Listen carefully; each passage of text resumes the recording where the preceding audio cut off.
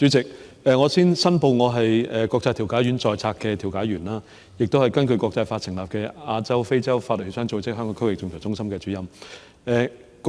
司長嘅答案提到咧，特區政府咧正研究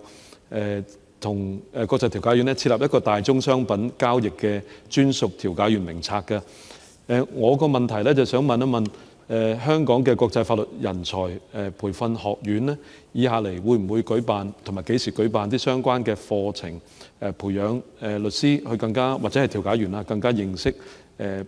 大宗商品交易有關嘅特質咧？因為大宗商品交易咧係需有啲特性嘅，即係時限個壓力係好大嚇，咁啊即係唔可以即係可以拖得長嚇，因為佢哋要認識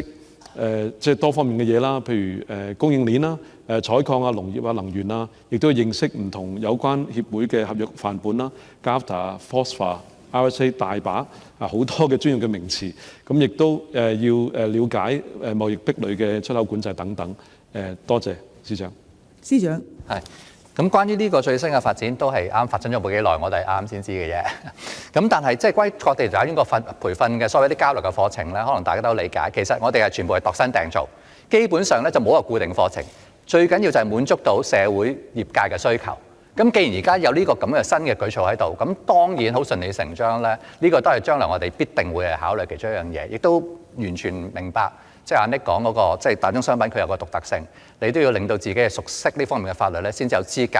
去參與相關嘅工作或者作為一個調解員。咁呢個我哋充分理解。咁喺我哋計劃未來嘅一個即係安排嘅時間，當然要有資源嘅分配。有啲項目我哋已經安排咗，咁只要資源人手上安排，揾到合適嘅人講，